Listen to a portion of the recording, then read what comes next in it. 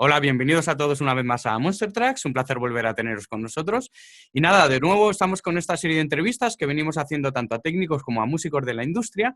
Y hoy tenemos desde el otro lado del charco, desde Colombia, a un técnico de mucho reconocimiento allí en Colombia. Estamos hablando de una persona pues que ha pasado 10 años en los míticos estudios de Bogotá, Estudios Audiovision, realizando labores pues, de mezcla, de grabación y de mastering, hasta que finalmente en 2013 pues, se abrió su propio espacio de mastering. Estamos hablando de Camilo Silva. Bienvenido, un placer tenerte con nosotros. ¿Cómo estás? Gonzalo, el gusto es mío, definitivamente. Estas cosas, no sé si sepas, pero realmente me encantan este tipo de conversaciones.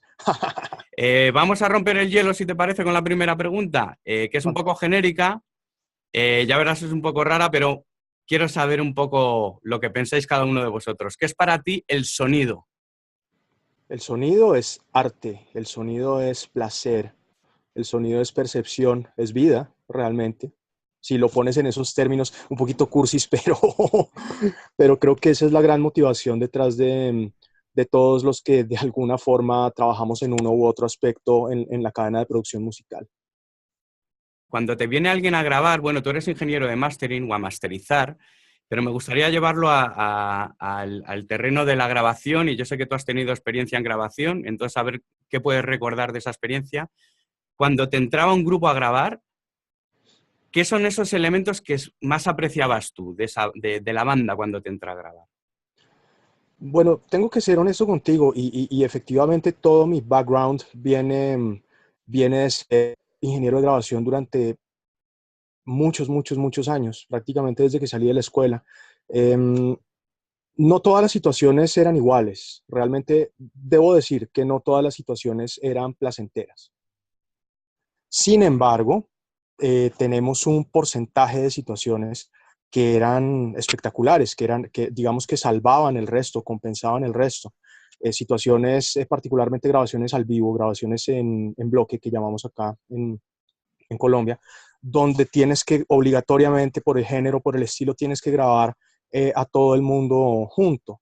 Y la última grabación que hice en mi vida, la grabación de retirarme de ese mundo, fue de un artista que tal vez conozcas que se llama Adriana Lucía. Hicimos un DVD precioso eh, que fue la grabación más técnicamente más compleja de mi vida, pero probablemente una de las que más recuerdo porque la disfruté enormemente por la planeación extensa que requirió, por el reto intelectual sobre todo que ese tipo de grabación representa. Entonces eso se disfruta, tanto el reto intelectual como toda la planeación, asegurarse que todo salga bien y por supuesto la música en sí.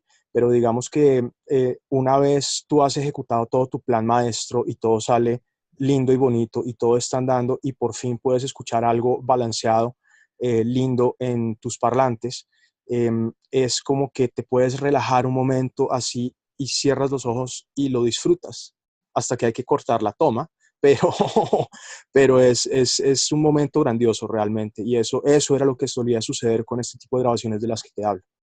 Se valora ese pequeño momento donde sabes que todo está funcionando y te puedes relajar por un momento y disfrutar la música de la sesión, que no es algo que vayas a tener frecuentemente en una sesión convencional donde estés haciendo overdubs todo el tiempo. ¿Y qué es lo que crees que buscan los grupos o las bandas de un estudio de grabación? ¿Por qué eligen un estudio de grabación por encima de otro?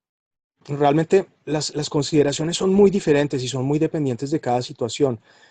Yo me atrevo a decir que en un mercado como el que tenemos acá, en un mercado local, una consideración desafortunadamente muy importante y que pesa mucho tiene que ver con costos, que es absolutamente normal, se entiende porque cada situación tiene sus propias limitaciones y tiene sus propios presupuestos a los cuales hay que ajustarse.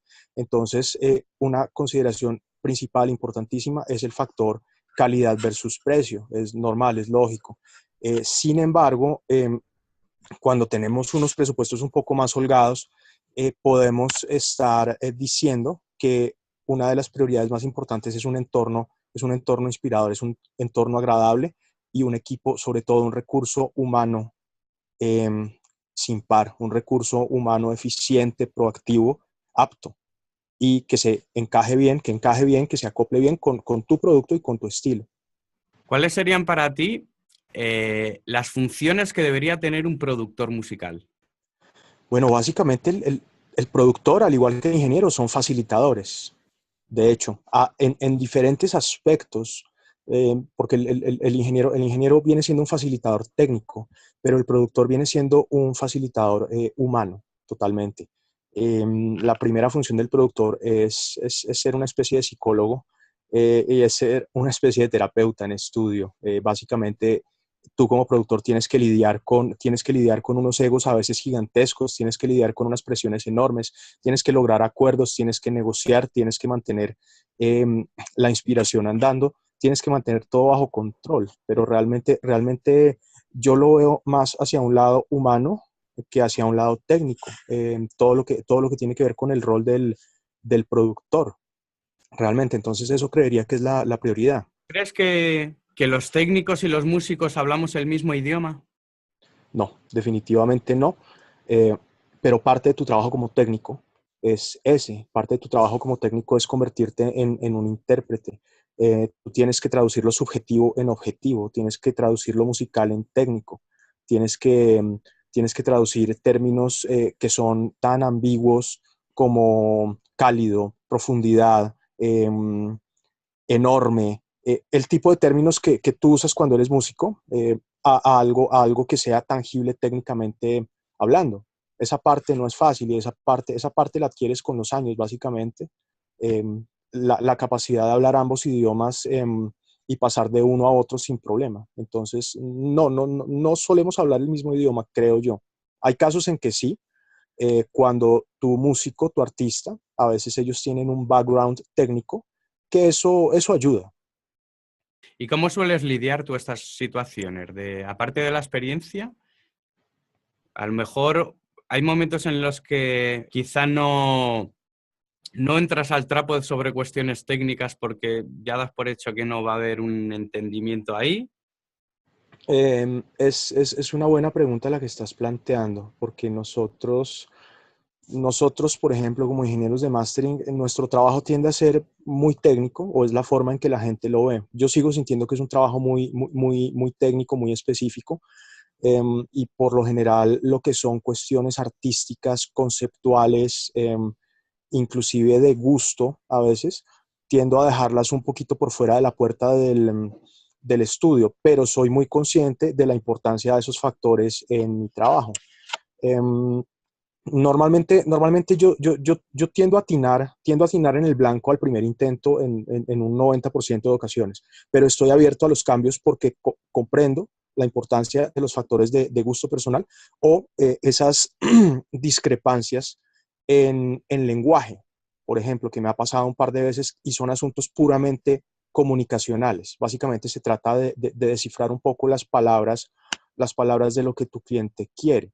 En ese sentido, algo que a veces me sirve para interpretar lo que mi cliente tiene en la mente es escuchar material de referencia que él mismo me ha suministrado. En ese sentido, yo digo que un audio de referencia vale más que 1000 palabras y suele ser así, porque tú puedes escuchar 2 minutos de ese material e inmediatamente sabes eh, qué es lo que está buscando y las palabras, por subjetivas que sean, adquieren un mucho mayor sentido, No sé ¿correcto? si te ha Pero pasado alguna vez que has pedido esta referencia y bueno, no solo te pasan una, sino te pasan varias y realmente a nivel sonoro no tienen nada que ver unas con otras y es la misma referencia, si te lo están dando como referencia sonora, porque quizá ellos están tratando más una parte musical. No sé si esto te ocurre también. puede pasar todo el tiempo, digamos. Hay cosas que yo interpreto en esas referencias que tienden a ser aspectos un poco más técnicos. Em, de las referencias, por ejemplo, yo tiendo a interpretar em, los anhelos de volumen que pueda tener mi cliente sobre su producto final. Ese es un detalle importante y eso para mí es muy útil porque yo, previo a cualquier sesión de mastering, cualquier tema, cualquier álbum, cualquier single, sea lo que sea que esté haciendo, yo tengo que evaluar mi material y tengo que saber primero si el material está apto para trabajar en mis manos. Y segundo, tengo que saber si con ese material voy a poder lograr los objetivos que mi cliente está anhelando y tengo que establecer si esos objetivos son o no realistas y son o no consecuentes con lo que el cliente me entrega. En una gran cantidad de casos, los clientes siguen queriendo volúmenes altos. Por ejemplo, a pesar que en esta época, en 2018, el tema del volumen está perdiendo relevancia en una gran cantidad de campos. Por ejemplo, en plataformas ya no tienes forma de competir con volumen en plataformas, es imposible. Tenemos mecanismos de normalización de loudness que nos ayudan a combatir eso. Entonces, el tema del volumen se convierte en una decisión netamente estética, pero no en algo que sea una obligación por volumen competitivo. Eh, entonces, uno de los factores importantes es establecer, por ejemplo, si con el material que yo estoy recibiendo voy a poder lograr los niveles de volumen que mi cliente anhela o no voy a poder. Y eso lo sé en un diagnóstico que me toma 5 minutos hacer. No tengo que mover una sola perilla para ello. Eh, y las referencias ayudan en ese sentido, porque tú puedes volver a tu cliente con un par de argumentos técnicos y puedes decirle, ok, tu mezcla técnicamente es apta para trabajar, no tenemos problemas, pero el volumen al que estás anhelando, basados en lo que me muestras en tus referencias, no es realista de lograr con tu material. Tendríamos que eh, negociar a trabajar a unos volúmenes más bajos, sin sacrificar calidad por volumen competitivo, sin forzar el material más allá de lo que el material te permite, o podemos buscar una revisión en la mezcla que nos permita lograr esos niveles de volumen sin tener problemas. ¿Eres parte activa en la lucha contra el loudness? No lo soy en el sentido en que yo nunca he sido una persona que le tema al volumen. Entiendo la necesidad del volumen y sobre todo hay géneros específicos y situaciones específicas donde necesitas el volumen, sí o sí. Específicamente música para club, por ejemplo. Yo aquí hago mucho EDM, hago mucha música electrónica. Bueno, mi abanico de estilos es inmenso y en todo el mundo, pero una de las cosas que hago frecuentemente es música electrónica y en electrónica en general vas a necesitar volumen alto, no importa el medio final de distribución, no importa el canal final de distribución, porque lo más seguro es que tu máster de música electrónica va a terminar sonando en un club junto a otros másters de música electrónica que van a estar o igualmente hiper fuertes en volumen. ¿Qué sucede? Cuando tú tienes un DJ trabajando el material y mezclando el material, tú no puedes tener esa caída fuerte de volumen, al menos tienes que estar más o menos en un nivel consistente entre tracks, que en música electrónica es básicamente alto a hiper alto. Entonces, digamos que eh, no te puedes permitir tener esa mentalidad en ciertos géneros. Ahora, hay géneros que no puedes trabajar a volumen alto. Hay otros que independientemente digamos, de la densidad que puedas o no obtener en mastering, hay géneros que están hechos para sonar de esa forma, que son densos por naturaleza. Entonces no puedes entrar en un modo excesivamente purista con estos géneros, porque su propia naturaleza los forza a ser así, a ser densos, a ser elevados en volumen, a ser tal vez un poquito más estridentes. Entonces, eso me impide, digamos, formar parte activa, pero lo que está sucediendo es definitivamente muy interesante porque nos permite, con argumentos sólidos, con ciencia, por así decirlo, buscar los puntos de operación correctos para cada trabajo, sin tener que pensar en la presión de tener que pelear por volumen competitivo o tener que destruir tu material por volumen competitivo. Entonces, eso últimamente funciona muy bien y los clientes lo están entendiendo y los clientes ven el beneficio cuando su material está en plataformas. Yo tiendo a fabricar masters separados para el físico. Tú sabes que en físico no tenemos ningún tipo de mecanismo de normalización del loudness activo. En físico sencillamente es lo que es, tu volumen es lo que es y se acabó, pero en plataforma sí lo tenemos. Entonces suelo trabajar un par de sets distintos, un poquito espaciados en volumen, no demasiado, para no desfigurar conceptualmente la idea de la densidad, pero suelo tener versiones separadas y eso los clientes, cuando tienen la mente abierta, cuando están abiertos a ello, es fabuloso porque vas a tener un resultado más amable en plataformas y aún así pues va a tener un volumen razonable en medios físicos, que es donde realmente sí, sí sigue siendo muy relevante el asunto del volumen. Ahora, en vinilo, el vinilo es otra historia y realmente con vinilo depende totalmente de quién sea tu ingeniero de corte y de sus preferencias personales respecto a cómo prefiere el material. Y la mayoría de ingenieros de corte que conozco prefieren tener un material tan, eh, digamos, tan libre en dinámicas como sea posible, porque los mecanismos físicos del vinilo, del corte, funcionan muy distinto a lo que tal vez tú y yo como ingenieros entendemos como procesos de volumen. Todo funciona muy diferente, es un proceso electromecánico.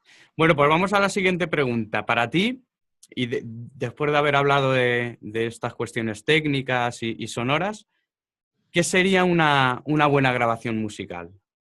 Una buena grabación musical tiene dos factores, tiene dos llaves principales y una de esas llaves principales es que te tiene que tocar alguna fibra. Diría que es la más importante, te tiene que tocar alguna fibra. Pero para que te toque alguna fibra, eh, lo más probable es que tenga que ser fiel a cómo fue conceptualizada en el momento de su creación. Quiere decir que sea una captura fiel, que sea una captura eh, que represente la fuente correctamente. Sea que estemos hablando de una fuente acústica o una fuente que sea totalmente electrónica, pero tiene que ser fiel a ello. ¿Me podrías nombrar algunos ejemplos que te vengan a la cabeza de esto que me acabas de contar, que te hayan tocado a ti la fibra y que tengan estos elementos? Hay temas, es que hay un montón de temas. Es difícil puntualizar algo porque yo tengo un problema y es que como paso tantas horas escuchando música por trabajo, me es muy complicado escuchar música por placer, pero sin embargo hay grabaciones, sobre todo grabaciones de mi infancia, de cuando yo estaba desarrollando hasta ahora mi oído musical, cuando yo todo lo que quería hacer era tocar batería en una banda. Eh, recuerdo muchas grabaciones de Pink Floyd, por ejemplo, que es una de mis bandas favoritas, que todavía escucho y todavía me erizan la piel. Puede que te guste o no te guste Pink Floyd, bueno, eso es otra discusión.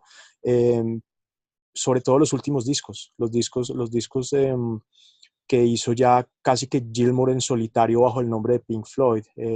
Momentary Lapse of Reason, por ejemplo, ese disco es un disco que todavía me eriza la piel.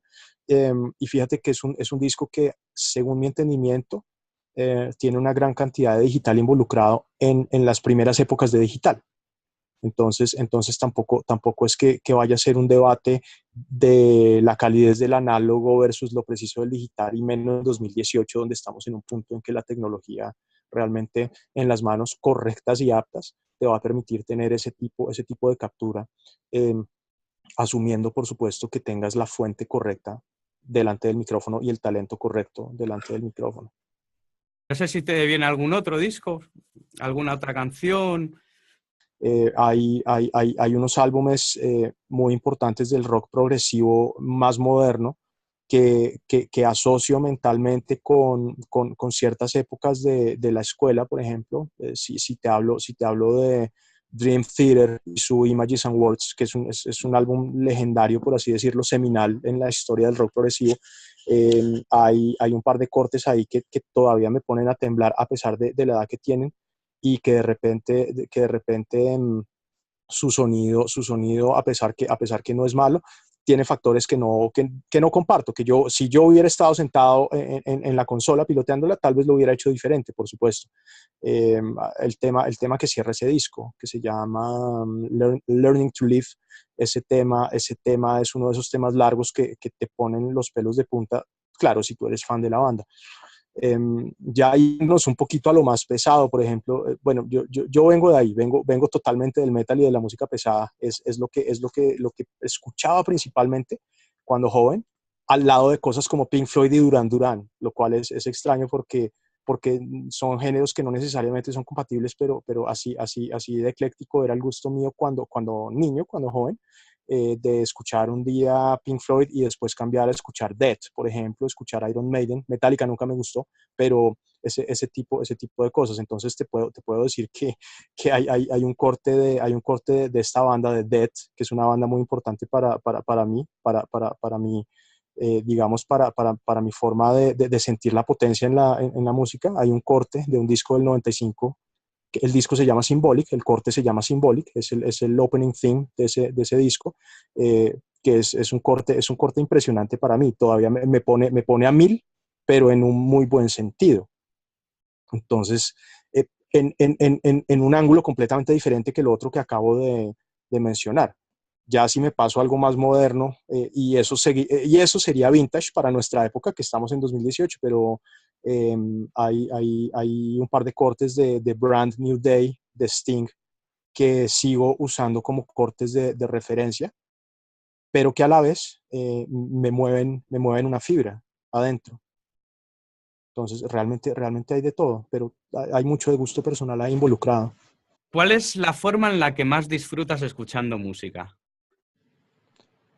En la que más disfruto escuchando música es totalmente dependiente del momento y del lugar. ¿Qué pasa? Yo, yo poco consumo música como consumidor, o sea, como un consumidor cualquiera, como un mortal común y corriente.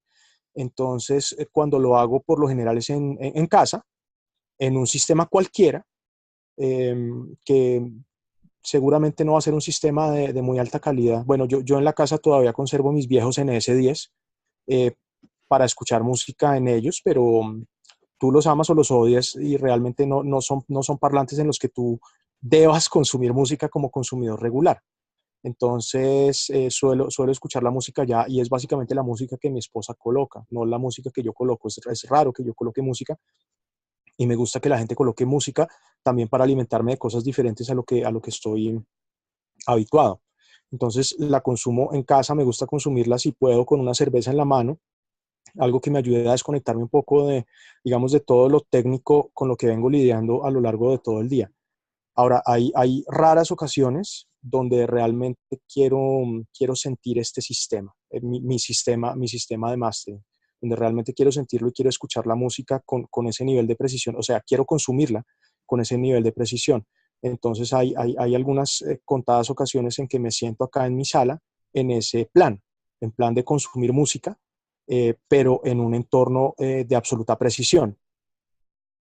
El factor cerveza es una constante en ese sentido, o algo, cualquier cosa que te desconecte un poco. Sí, bueno, yo ya no tomo licor duro, pero por razones de salud, pero un par de cervezas están bien para desconectarte, y a veces hacerlo con amigos, sentarse a escuchar música en un entorno donde la gente que no conoce la precisión tan alta de un sistema de estos se sorprende, y se arman debates respecto a escuchar cosas que nadie sabía que estaban allí, hasta que lo vieron en un sistema con suficiente resolución. Se forman buenas charlas. Para ir terminando la entrevista, te voy a hacer, yo creo que es la última pregunta, Camilo. ¿Qué crees que hay de cierto en esas afirmaciones de que los técnicos tenemos una parte de músicos frustrados? Mm, yo me atrevo a decir, la mayoría de técnicos, la mayoría de ingenieros de grabación que son mis colegas acá, eh, casi que todos son músicos y no frustrados, sino son músicos ejecutantes que tuvieron un interés particular por este lado por este lado del vídeo, y persiguieron ese sueño y lo ejecutan bien. Ahora, eh, si me preguntas por mi caso personal, sí, totalmente soy músico frustrado, en el sentido en que mi instrumento es o era la batería, y, y lo amo y lo extraño, pero dejé de tocarla en 2002. Dejé de tocarla en 2002 cuando mis deberes en estudio de grabación me impidieron seguir haciéndolo con la regularidad que tenía que hacerlo para llegar a ser alguien como músico. Básicamente, nosotros sabemos es sacrificar la vida por esto, por este trabajo. Son horas largas, sacrificas relaciones personales, familia, tu propia vida, a veces hasta la salud, por este sueño.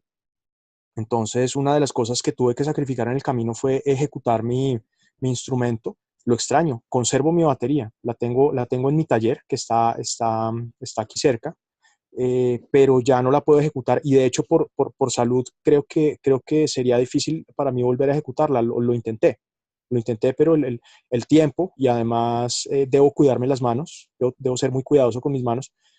Son cosas que no me permiten ejecutarla, pero quisiera estar sentado en una batería en este momento, tocando, y no puedo.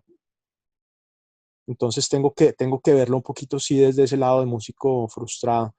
Em, pero hay de todo. Realmente muchos de mis ingenieros, compañeros, colegas de alto vuelo son músicos. ¿Es necesario ser músico para ser técnico? ¿Tú crees? No en absoluto.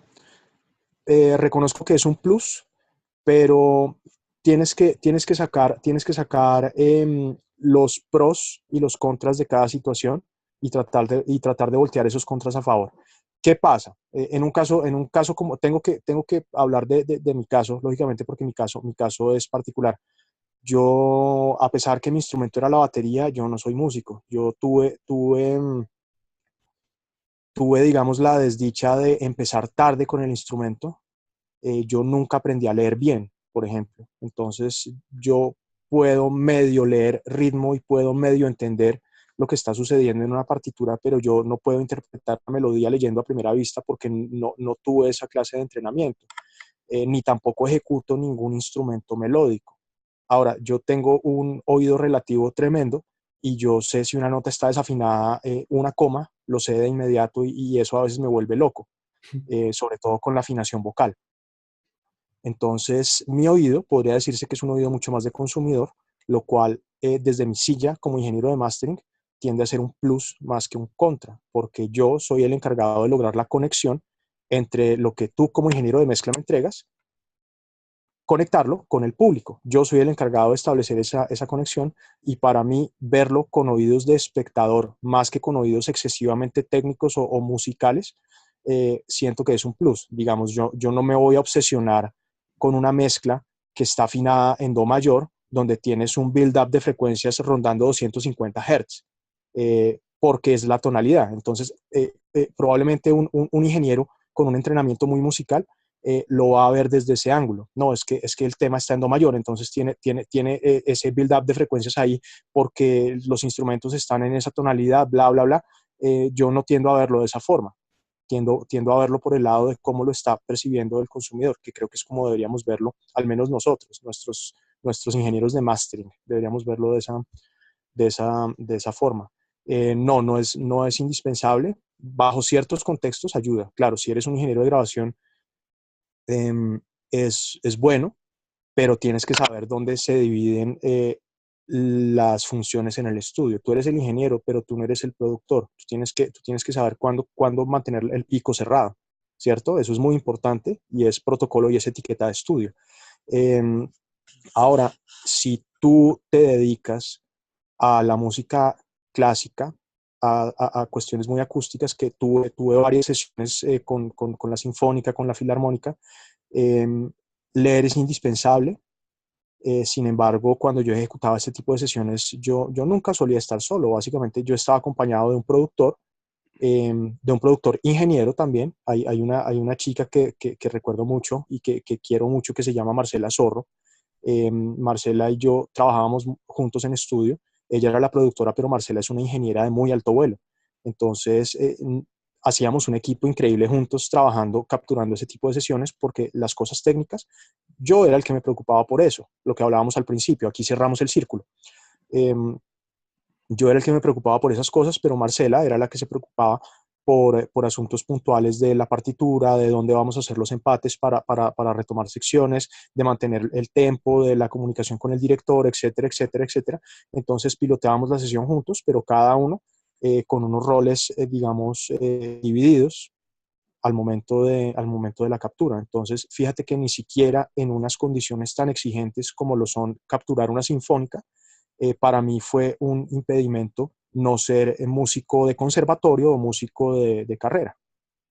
¿Crees que al revés puede suceder? Porque a lo largo de la historia también hay muchos músicos que se han montado sus estudios de grabación, pues para grabarse sus discos. Hay bastantes, se me ocurre ahora Franz Zappa, por ejemplo, se montó uno, hay unos cuantos. Y a día de hoy hay mucho músico comprándose sus equipos. Esto es porque no encuentran a lo mejor una competencia lo suficientemente potente como para llevar sus grabaciones a término. ¿Por qué puede ocurrir esto? ¿Es porque están frustrados y quieren ser técnicos también? Los músicos son inquietos por naturaleza, todos, y todos tienen un hambre insaciable de conocimiento y de entender los procesos.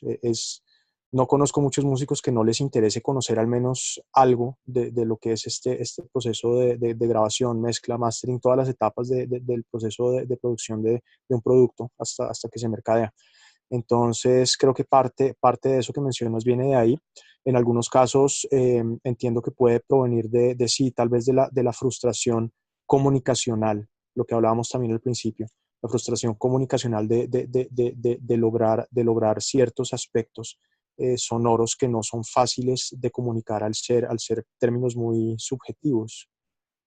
Otra parte viene, y lo he visto, de músicos que se convierten en productores, que empiezan a tener un volumen de trabajo y una clientela tan alta que para ellos tiene total sentido tener un entorno bajo su entero control, en vez de pagar horas y horas y horas en una sala contratada.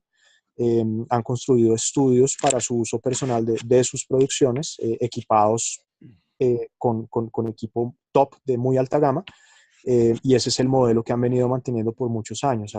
Claro, hay diferentes motivaciones. Pues muchísimas gracias por habernos atendido, Camilo. Ha sido un placer y espero que coincidamos en otras porque es súper interesante todo lo que nos has contado. Así que nada, hasta aquí la entrevista. Muchas gracias por atendernos, de verdad. No, el placer fue mío, se disfrutó muchísimo. Gracias a ti por la Pues invitación. un abrazo.